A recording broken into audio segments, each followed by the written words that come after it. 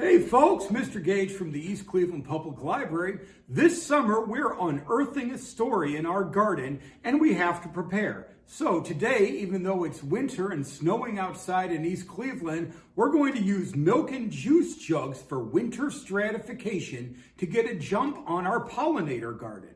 First, we'd like to thank the donors for this video. We'll post links to their organization, but thanks to Rust Belt Riders at Tilt Soil for donating the soil, and a big thanks to Prairie Moon Nursery and the Hawken Native Plant Society for donating the seeds to help this project. Winter stratification is the process where a seed experiences a set of conditions that will break its natural dormancy. Various plants have evolved to not germinate unless certain conditions have been met, and many plants do not germinate until they have spent a certain amount of time in a cold winter environment that is moist and wet as well. That being said, we also don't want the snow or cold to kill our new plants while they're germinating, so the solution is to use these kind of clear plastic containers, like these old juice jugs, to create a miniature greenhouse. So come sow with us. The method is simple. First, we have to prepare our jugs. This will ensure that our plants have enough drainage, enough air, and enough light to stratify. First, we're going to take scissors and cut drainage holes in the bottom.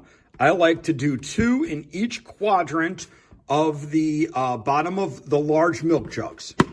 So 1, 2, and that's it. They don't need to be big. Again, these are just letting the water come through the dirt. Whoop. And you'll see that the milk jug tries to run away from you, but it's relatively soft. It'll pop right through. You just need a pair of scissors. And now you've got 8 drainage holes for the water to come through and drain out the bottom. We also need to cut some holes in the top to circulate. So I do like 3, some big ones, let the air circulate. And then of course, all milk jugs and juice jugs come with their own hole on top anyway, so that's plenty to get it circulated. Then we're gonna use the handle and create a hinge. So very quickly and simply, just hold the handle and just cut straight across. And we're just gonna rotate the jug. Try and keep it straight, but remember, you have tape. We're gonna tape these up and fill them with dirt. And don't go all the way, but you're gonna create a nice little hinge. Dirt's gonna go in here. We're gonna tape it up, and the plants will come out here. The next step is to prepare our dirt. Now, this is Sprout from Tilt Soil. So this is all sorts of recycled, composted foodstuffs from the greater Cleveland area. This potting soil is crafted specifically for seed starting and growing healthy transplants.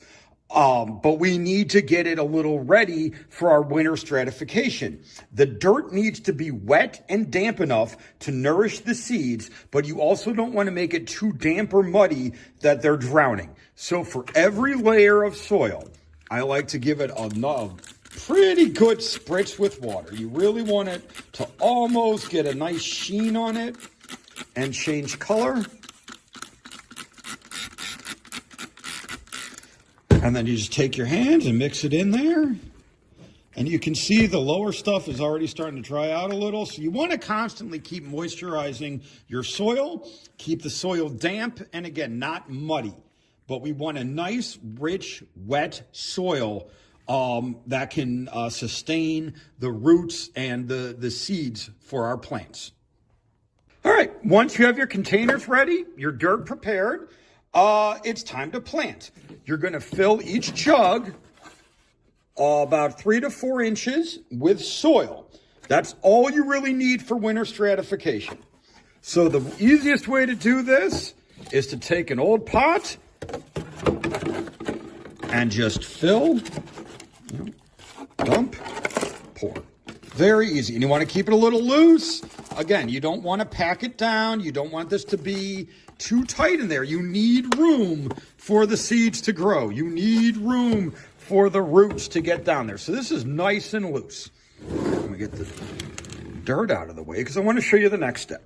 And then we are gently going to take our seeds. These are butterfly milkweed, which were generously donated from the Native Plant Society at Hawken Mastery School in Cleveland, Ohio. So these are larger seeds, and I want to show you the size of these. You can see these are actually pretty big individual seeds. You can see them in your hand. But that's probably too much. That's too much for this jug. And you just want to sprinkle them over. Oh, yeah. I definitely grabbed too much. You just need to lightly sprinkle them. And then tamp them down ever so slightly. Just nice, gentle with your fingertips. You want to get them just slightly under the soil. But again, remember, in nature, these would be in the pods. They would fall off, land on the ground. So they are designed to stay right near the surface or on the surface.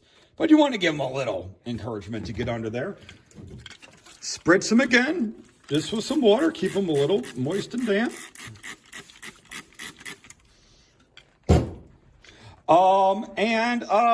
You're ready to go. Once we're done, we're going to hinge this back up. We're going to put tape all around here and label the plant. One trick I wanted to show you is when you're using tiny, tiny seeds. For example, these Black-Eyed Susan seeds from Prairie Moon Nursery. If I put them in my hand,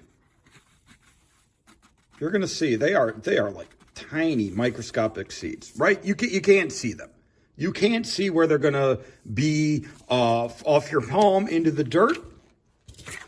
Take a piece of paper or a cardboard, like a note card, right? Some people just use the back of the envelope itself, but now you can actually see where your seeds are. Crease it a little bit at the one end. Just crease it at the one end, and then you can just sprinkle right in. Now I'm going to fill these up. That's about rudbeckia. But you see how tiny, tiny those seeds are.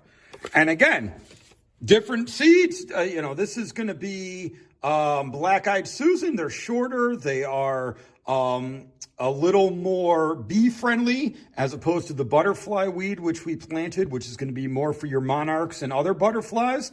But this is going to bring great pollinators. But because of the size of the flowers, the size of the seeds is going to be different. And we have to just treat them a little differently. So once we're done, again, all we have to do is tape them up. I'm just using regular masking tape. Some people use duct tape. It's a little more weather hardy, but I also find that sometimes it's so sticky it rips the roots out. So use at your own risk. Also, you can mark the jugs. I recommend using a garden marker. This will not fade in the sun. Regular Sharpies tend to fade on the plastic or on the label. So if you're concerned about knowing what you planted and you want to make sure they're the right things, mark them with a garden marker. But we've got it marked on both the jug and the tape.